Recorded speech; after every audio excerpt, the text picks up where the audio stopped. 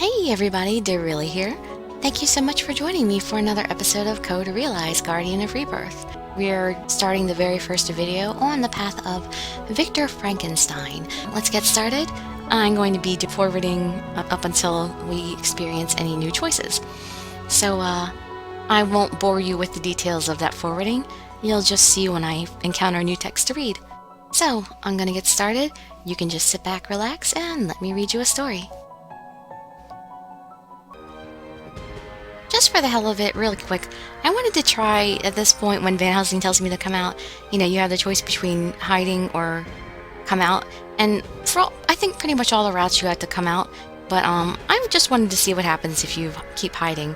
So I'm gonna go back and undo this in a little while, but I just want to see what happens here real quick, and recording this for prosperity's sake.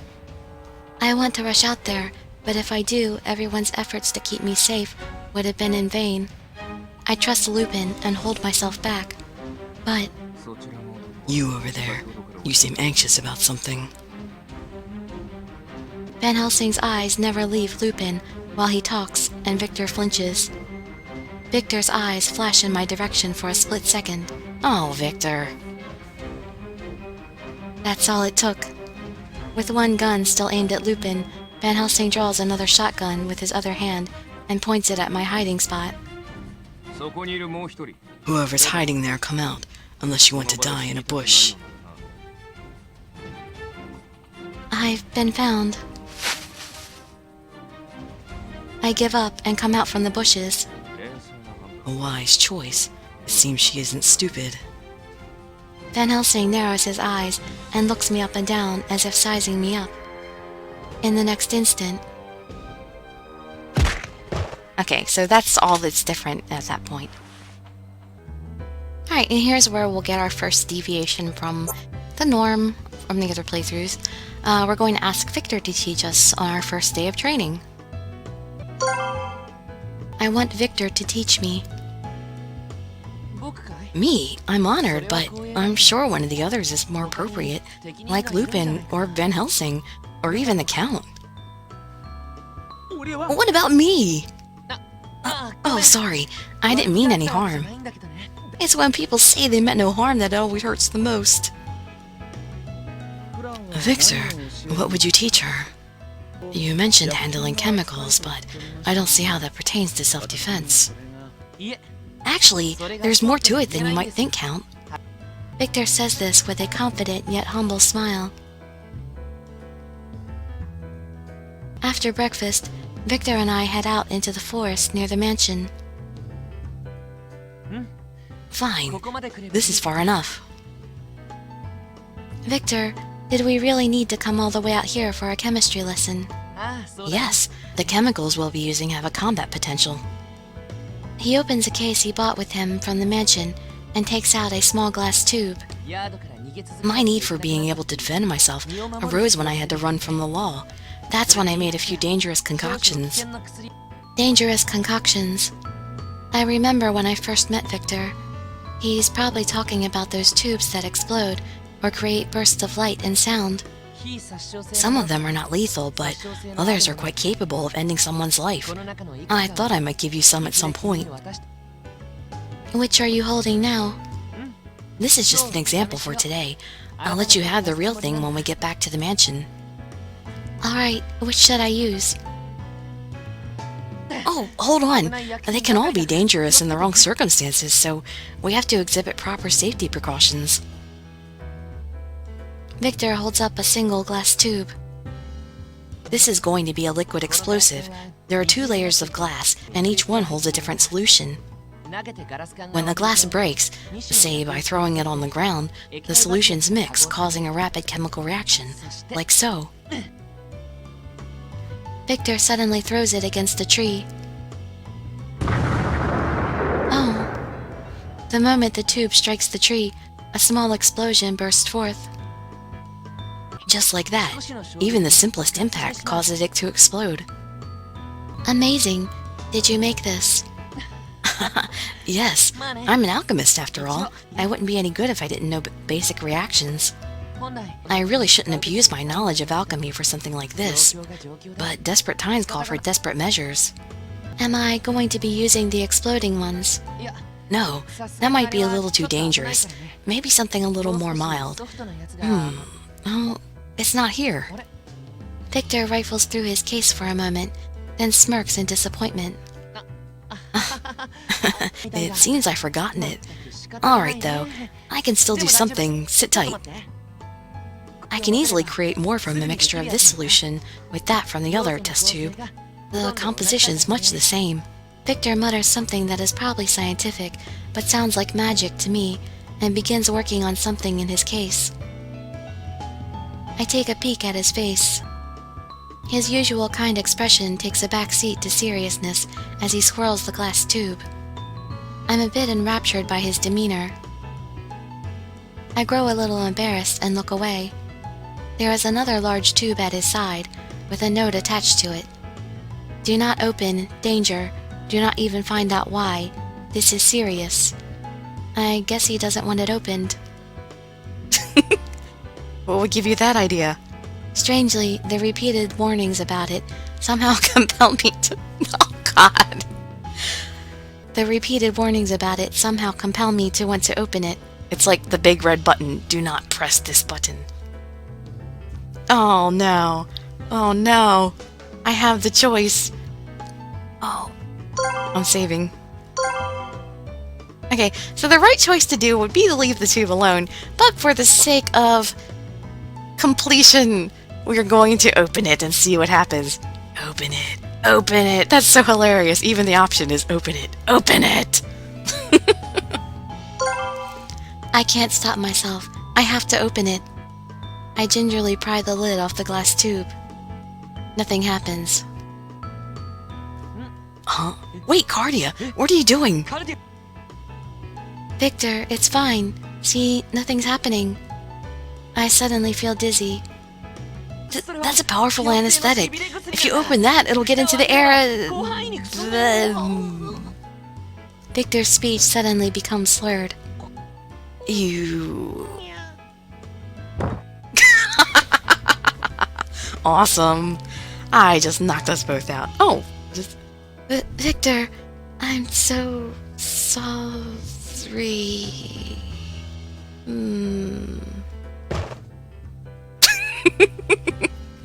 Victor collapses onto the ground, and I fall on top of him. Oh no. I can't even get up. I'm so sorry, Victor. Hours pass. The numbness eventually starts to go away, and we are finally able to get up. So the lesson here is that one must be very careful when handling chemicals such as these. It's now dusk. Victor continues to lecture me. Since the sun is setting, let's wrap up today's lesson. Alright, you're a very good teacher. I've learned a lot of things and feel very satisfied about the day's events. Victor seems embarrassed and waves his hand as if to dismiss my praise. No, you only feel that way because you're an outstanding student. You made it feel very easy to understand things. Even I could understand which drugs have what effects. Actually, we only experienced the effect of one drug. Okay, actually, this is probably sharing the same text as the other option, so I'm going to go back ahead and do the other option. Alright, this time we're going to leave the tube alone, as the notes say. I shouldn't open something that says not to on it. I mumble to myself and tear my gaze away from the tempting tube. Huh? Oh, that concoction is pretty strong. The lid shouldn't be opened under any circumstances. Victor raises his head to tell me this. If you open this, something terrible will happen. Something terrible? Oh no, I'm so curious now. You really want to see what terrible thing will happen? Please? No, let's use this instead. What's that? It's a chemical flare. The chemicals inside create an intense light when mixed. Watch. Victor throws the tube and... Shouldn't he actually say not to stare directly at it? Like, cover your eyes, look down? A burst of white light takes my vision away. My eyes slowly adjust back to normal. I've lowered the intensity so it won't cause permanent damage, but you can use it to blind opponents. I gave some to Lupin. Wow, that's so much fun. Huh? Well, it's not a toy, you know.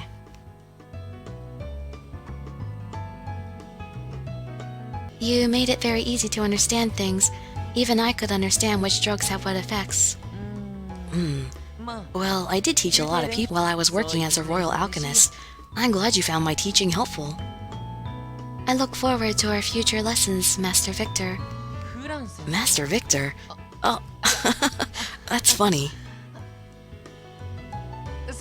We should get going. We don't want to be late for dinner. I nod in agreement and follow him back to the mansion.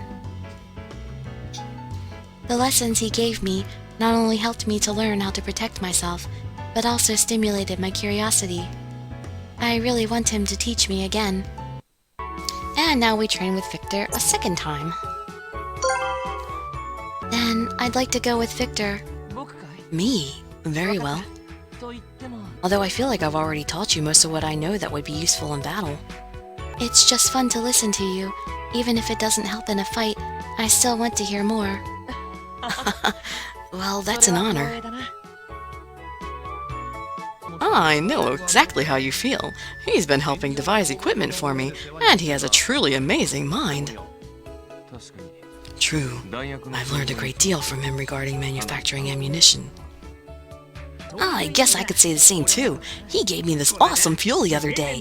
One step closer to the moon. It's good to see that you have everyone's trust. Of course, I deeply appreciate Dr. Frankenstein's assistance in the mansion. Stop it, guys. You're making me blush. I'm looking forward to learning from you. I get it. I'll do what I can. Victor's lessons are always held in the same place. He says that normally chemical experiments are performed indoors, but we have to go out to prevent my poison from building up. It's convenient to stay outside when handling dangerous chemicals anyway. Really, I think I've taught you everything you need to learn from me. I've shown you how to use flash bombs and smoke screens. What about that exploding one you used before? Explosives are too dangerous and difficult to handle. We won't be going into them. And what if one explodes in your pocket? I see. What shall we do today then? Well, perhaps we can switch gears a little now. Why don't I tell you about the development of alchemy in Britain? Well, it sounds boring, but we probably have to say interesting. Yeah, for the guide we have to say interesting. You know what, though? We're gonna save again and say boring first, to see what happens. Boring. Maybe another time, Victor. Yeah, I guess you're not interested. Yes, it might be boring stuff anyway. Then, what should we do today? We have so much free time. Yes. What to do? What should we do? Time passes while we try to figure out what to do. Victor takes a small breath. Well, let's take a break from our lessons today. Do you want to just talk? We can talk about anything you want. Let's do that. Where to start? Oh, well, the other day Impy asked me to taste some of his cooking. Victor's gentle voice feels good in my ears. Our conversation has nothing to do with self-defense, but it's nice to do this once in a while. I have thoughts like this while we talk. Half the day goes by. Before we know it, it's sunset. Okay, now I'm pretty sure we can go back to the other path. Interesting. That sounds interesting. Really? Great! It's actually really good to know the history of things. Your father, Isaac, was also an authority on alchemy. It's not a bad thing to learn about it in order to understand him better. Father, I look at Victor with a serious expression. Let's go to the beginning with what alchemy is in the first place. Victor slowly begins to weave a story, and I listen to his peaceful voice. Alchemy has a very long history. It is said to have originated in the ancient Egyptian city of Alexandria, influenced by the philosophies of Greece's Aristotle. The original goal was to change an element's properties, and was a dream of those seeking to change the base metals into gold. For a long time, those dreamers refined their research, and alchemy developed into a large institution in Arabia. To this day, no one has successfully been able to create gold or silver in this way. But alchemy has remained relevant for so long because the research led to other discoveries, like medicine or smelting. It was in the 12th century that alchemy arrived in Western Europe. It all started when a translator named Robert of Ketton translated an Arabic book on alchemy by Maurianus Romanus into Latin. The rulers of Britain became extremely interested in the new study of alchemy. Of course, the main reason for this was greed due to the possible creation of gold. These enthusiasts had another goal. What do you think that was? I don't know. They sought an immortality elixir. The Philosopher's Stone is said to create a perfect matter and generate a new spirit. This material, also known as arcana, is said to be able to make people immortal. Alchemy spread like wildfire in Britain, and its practice changed with the times.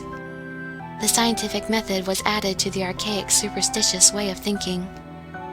Modern medicine creation falls under the definition of alchemy, and we can create matter with new properties.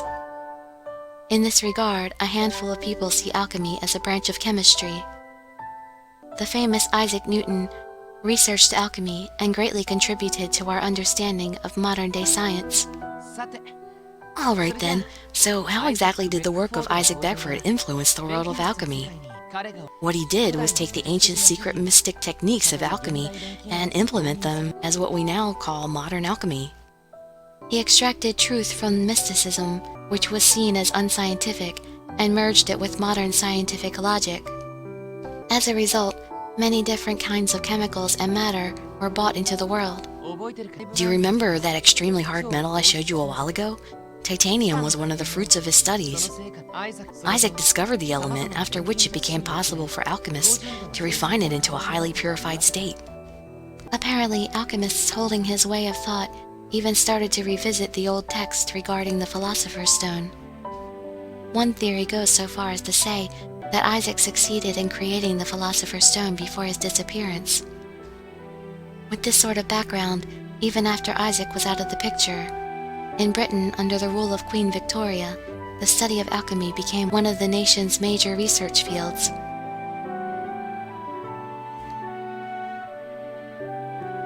Victor pauses and looks over at me. Noticing his gaze, I bring my mind back to the present from the world of alchemy and look back at him. What's the matter, Victor? Here's what I think, Cardia. The horologium cannot be a naturally occurring mineral. From all appearances, the horologium you carry was created by artificial means. Perhaps that gem is created by Isaac using alchemy. The horologium. I unconsciously raise my hand to my chest. Then, do you think that Father created it and implanted it in me? I don't know exactly. You said this gem acts as my heart, then maybe Father placed this inside me out of love, so that I could live. I can't really say at this point. Victor, why do you look so sad? I'm not sad.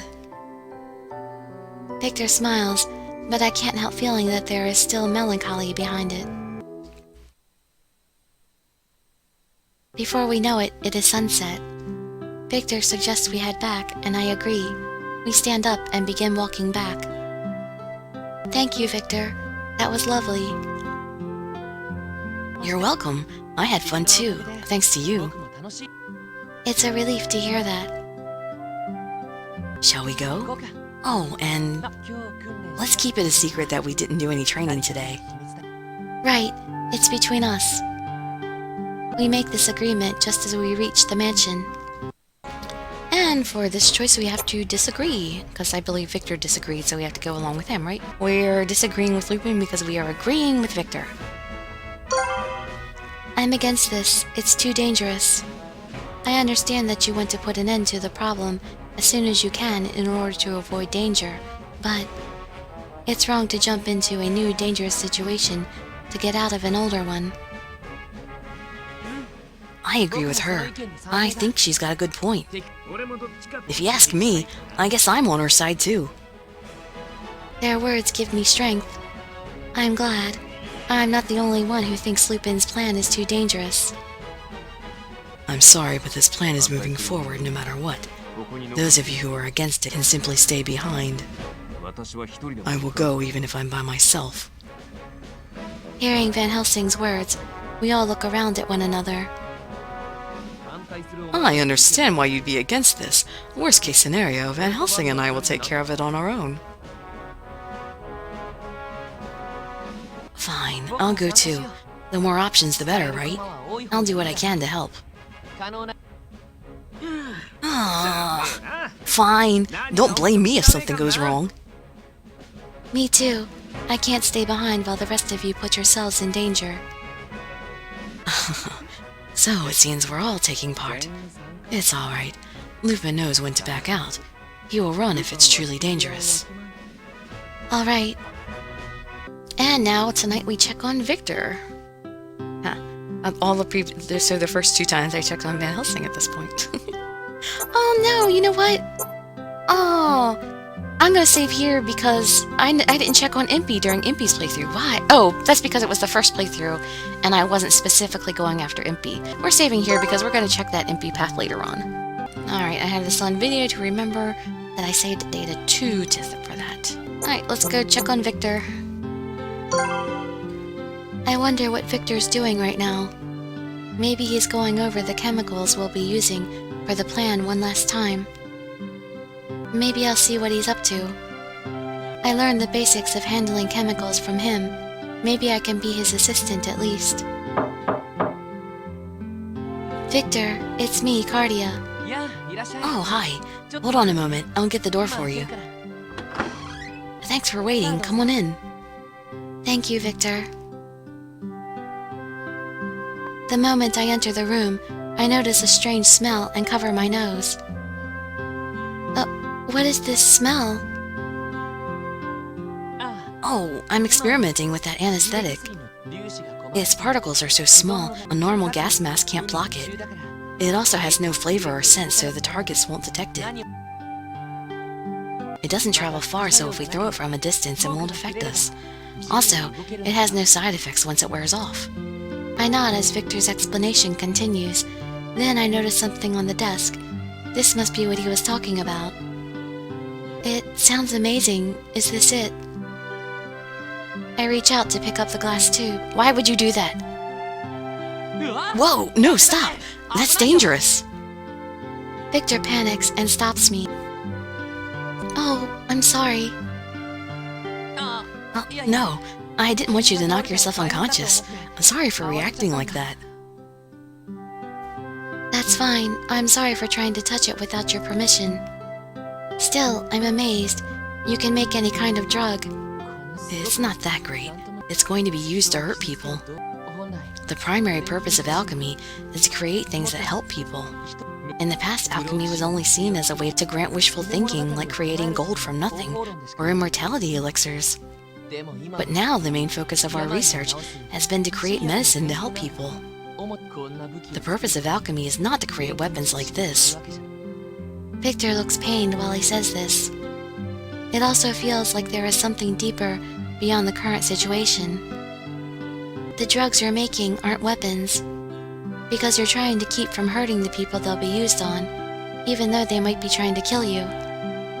If everyone was like you, the world would be a much more peaceful place.